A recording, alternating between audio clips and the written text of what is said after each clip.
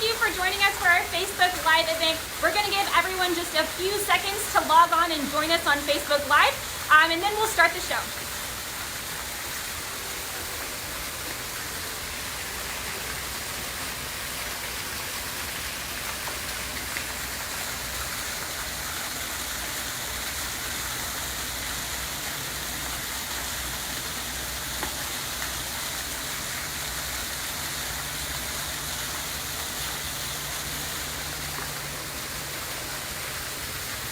All right, good afternoon, everyone, and thank you for joining us for another Facebook Live event here at the Fort Worth Zoo. My name is Olivia, and today we're going to take an adventure down to the African Savanna, and we're going to meet our savanna birds. Now, here at the Fort Worth Zoo, we have a mixed species savanna exhibit. So we actually have 5 different species of birds that live among our giraffes and other hoofstock.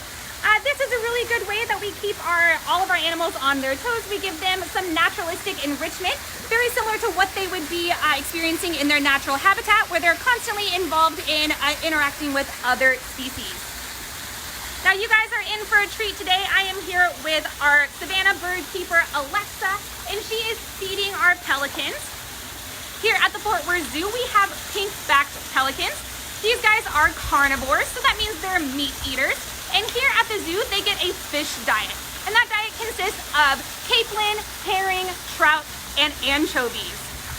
So as Alexa tosses those fish, you're gonna see them in the water, hopefully. That's where we want our pelicans to be. And that's just so that hopefully our fish don't end up in the grass, where our other animals might take a little bit of curiosity to get into that fish that's not theirs. However, luckily here at the Fort Worth Zoo, we actually have a native bird that comes in and helps clean up after the pelicans. Our pelicans can be a little picky about their fish, so if it lands on the grass or in the water, they might not go back into it. But we actually have an egret. Maybe he'll be making his way over. We don't know. Normally we see him every now and then, but he actually comes and helps clean up all the fish that the pelicans don't eat. So not only does he get that easy meal, but he helps Alexa keep the savanna clean. Now, as she throws that fish into their mouths, you're gonna see them use that big pouch as kind of baseball glove to help catch that fish. That pouch can actually hold up to 3 gallons of water in fish, which is really helpful in their natural environment, where fish aren't normally being flown through the air at them. They're actually having to dive into the water and scoop it up like a net. Now, these guys are from Africa, more specifically the sub-Saharan African region, which is everything south of the Saharan desert. And they live in fresh water systems. So you'll find them around lakes and rivers and swamps, but occasionally you can find them in coastal regions. Now, when they do hunt in their natural habitat, normally they hunt in small groups, and they'll be swimming over a school of fish, and all at once they'll plunge their beaks into the water, scaring the fish in different directions, hopefully into that big pouch that they have open, scooping up things like a net. Now, once they get back up to the surface, they're gonna have about 3 gallons worth of water and fish in that pouch.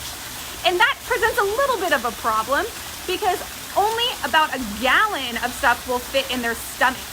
So before they swallow, they're gonna have to strain about 2 gallons worth of water out of their pouches and then swallow that fish that they've scooped up from the water. Now, that pouch actually has another purpose besides just scooping up fish, and that's to help control body temperature. So if you guys are out here on a super hot Texas summer day, you might see our pelicans up on the hill in the middle of the savanna or hiding under a shady tree, and you'll see that pouch fluttering. And what that fluttering is helping control the pelican's body temperature. Much like how we sweat when we get hot, or a dog pants to help let off excess body heat, a pelican will flutter that pouch to help let off all that excess body heat and maintain a normal temperature in their bodies. Now, I know I told you these guys are called pink-backed pelicans, and you're probably thinking, these guys are not pink. And while they do look very white and gray, I assure you that they do have a light pink or more of a pastel pink coloring on their backs and on their wings. So that is where they get their name, pink-backed pelicans. And I'm sure a lot of you guys at home already knew that these were pelicans before I even told you, because they look very similar to some other birds that we have right here in North America. We actually have 2 species of pelicans right in our own country. We have the brown pelican, which are the smallest of the 8 species of pelican in the world, and they are around our coastal ecosystems. And we also have the American white pelican, which are much like our pink-backed pelicans, where they are found in our freshwater systems, so around our lakes and rivers and swamps. And they actually have one of the largest wingspans of all birds in North America. Now, pink-backed pelicans are not endangered. They're actually listed as least concerned on the IUCN Red List. And that means that they're not endangered or at risk of becoming endangered. They actually have a very stable population, which is great. But just because they have that stable population doesn't mean that we don't want to make sure that they stay that way. And some things that we can do to help pelicans remain as a least concerned animal is by making sure they have a clean habitat to live in. Since these guys do live around water, one of the biggest threats is trash in their ecosystems, in those water systems. And so one thing that we can do is make sure that we are reducing our use of plastics, and that when we do produce trash, we're safely securing it in our trash cans, making sure that it's not blowing away into our environment, which normally gets washed into rivers and lakes. Now, I mentioned that this is a mixed species exhibit, and just because the pelicans are least concerned doesn't mean that everyone is. They actually live here with some critically endangered vultures called African Cape vultures. You can maybe see them out on the hill in the middle of our savanna. Hopefully they'll come closer. We do have one that's right up next to our pelicans right now. These guys are critically endangered, mostly from being accidentally poisoned or on purposefully poisoned from poachers who are trying to get other animals. So vultures are nature's cleanup crew, where they help clean up all of those animals that we don't want laying around after they've died. So they are scavengers, meaning that they eat dead things or carrion. So they're very helpful in cleaning up the remainders of a carnivore's meal. So a predator that's decided that they're full and they're leaving a carcass behind, vultures will come along and help clean that up. They're also very helpful in cleaning up animals that have died from other diseases. So animals that have died from things like rabies and anthrax, a vulture can actually go and clean up that animal and digest that disease out of our ecosystems. So as they're eating that animal, they're digesting that disease through their stomachs, and it's no longer in our environment to then go and infect another animal. Now we have a few other birds in this exhibit. We have our Abyssinian ground hornbills, which are right next to the pelicans. They are that medium-sized black bird. We have a pair here. Their names are Crow and Freckle. Crow is our lady that has an all blue neck, and Freckle is our male who has a blue and pink neck. Another bird that we have here is the guinea fowl, and you guys might have heard some squawking through this chat, and that was coming from our guinea fowls. They are known as the Savanna alarm because they emit a loud squawking sound in the midst of predators that kind of alerts all the other animals that there might be some danger around. And we also have our ostriches.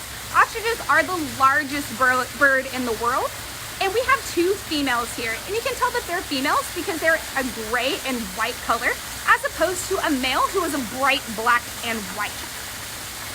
Now at this time, I'd like to turn it over to you guys, where you guys can ask me any questions that you guys might be wondering, and hopefully I can answer them.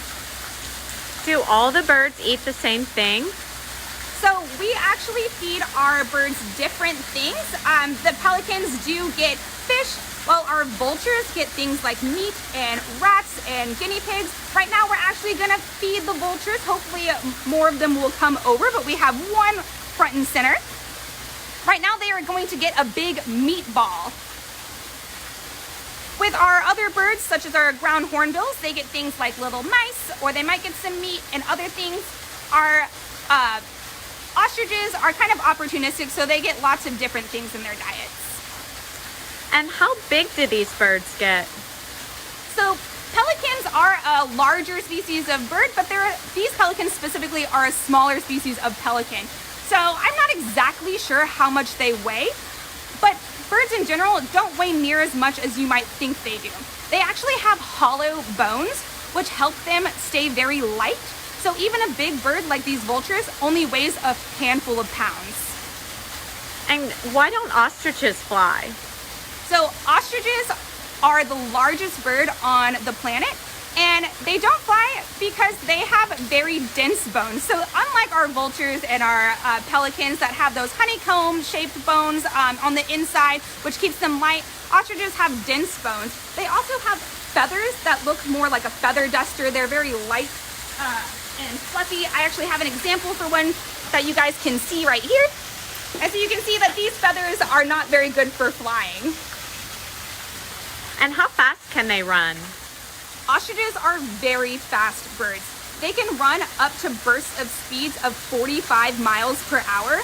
And they can actually sustain speeds around 33 miles per hour. How can you tell these birds apart from males and females? So with the pelicans and with the vultures, you actually can't tell the difference between males and females. There's no direct coloration difference. You actually have to do a blood test. So that's our only way to be able to tell who is male and female. And once we find that out, we actually put a unique band on them so that we're able to see who is who. So if they have a band on their left ankle, that means that they are a girl. And if they have a band on their right ankle, that means they're a boy. And do they all get along with each other in the exhibit? So for the most part, they get along with each other. They kind of just hang out in their own space. So all of our animals in this exhibit kind of have their own area that they typically hang out in more than others. So our pelicans and our vultures typically hang out on the top of the hill more often. The giraffes hang out further down below the hill in other areas.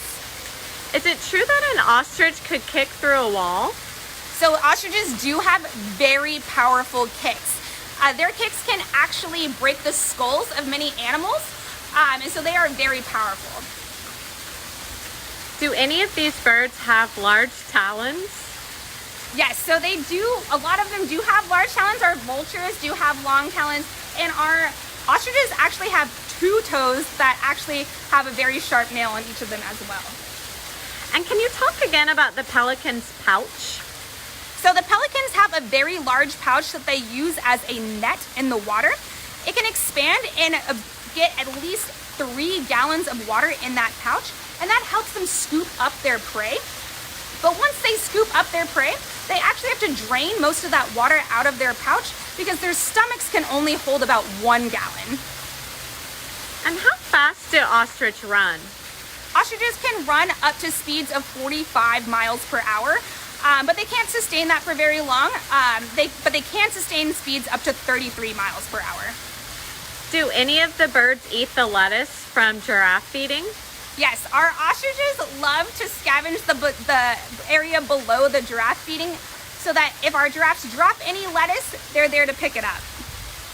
Do these birds lay, do any of them lay eggs? Yes, so birds do lay eggs, and our ostriches actually lay the largest egg of any bird. So there can be about 12 to 15 chicken eggs in one ostrich egg. Do any of these birds have teeth? So in general, birds don't have teeth. Our pelicans do have one kind of hooked tooth at the very end of their bill. But they don't use it like we do. They don't use it to get their prey or chew up their prey. It's just on the end of their bill. And how much does the ostrich weigh? They're pretty heavy, so they weigh around 20 pounds. 120 pounds, sorry. And did the ostrich ever go for a swim in the water? They do like to take a dip in our pool every now and then. This girl who's right in front of us was actually in our pool just a few minutes ago, cooling off. It's not too hot here today, but during the summers you can oftentimes see them getting into the pool and just relaxing, trying to cool off during our summer days. How many birds are here in this exhibit? We have 5 different species. So we have the pink-backed pelicans, the ostriches, the Abyssinian ground hornbills, the guinea fowl, and the African Cape vultures. And are these kinds of pelicans found here in Texas? They're not found here in Texas, but we do have 2 species of pelicans that are found here in Texas. this is our African Savanna area. So pink-backed pelicans are going to be found in Africa. The two types that you can find here in Texas are the brown pelican, and you can find those down in the coastal areas, or the American white pelican, and those are found near our lakes and rivers. Do any of these birds lay eggs regularly, like chickens? So yes, our ostriches do lay eggs. They can lay eggs around every 2 days. And it looks like the hornbills here were just sharing food. Is that common? Yes, so this is our pair. And Freckle, our male, he's the one with the blue and pink on his neck. He is a very good boyfriend to a crow. He oftentimes is running around chasing her, trying to offer her things. So especially something that's yummy, he'll try to give it to her to encourage him to be a good girlfriend to him. And how big are ostrich babies when they're born? Ooh, good question. I'm not exactly sure. They're much larger than our other birds because they do have such large eggs, but I don't know exactly how large they are. And last question, do the giraffes ever interact with these birds? So on occasion, the giraffes do interact with the birds. We have one ostrich that likes to hang out with the giraffes a lot. We think that she might think she is a giraffe. She's always hanging around them, which can get her into trouble sometimes when the giraffes are like, can you stick to your area now? All right, well, I actually have a event here for you guys, something for you guys to do at home while we're all hanging out in our houses during our quarantine. I'm gonna challenge you guys to be a pelican. So I want you guys to find a laundry basket or a bucket, and we're gonna fill up that basket with things like a pelican pouch. So we want to get up to 25 pounds, which is about how much a pelican can hold in their pouch. So I'll give you a couple hints on things that you can gather around your house to add up to 25 pounds. So a gallon of milk is around 8 pounds. A can of soup or a can of beans is around a pound each. And a bag of flour or a bag of rice is around 5 pounds. So once you've gathered all those things up and added them up to 25 pounds, I want you to try to lift it up and see how much a pelican can actually hold in that big pouch of theirs. And now, once you've done that, I want you to take some of the items out until you only have 8 pounds worth of stuff. And that is how much a pelican can hold in their stomach. And now I'm gonna challenge you to do one step further and act like a zookeeper. So here at the zoo, we don't use pounds and ounces, we use grams and kilograms. So I want you guys to see how many kilograms a pelican can hold in their pouch and in their stomach. And I'll give you a hint, there's 2.2 pounds for every kilogram. All right, well, thank you guys so much for joining us on this Facebook Live. I hope to see you guys again soon, and I hope you have a wonderful week.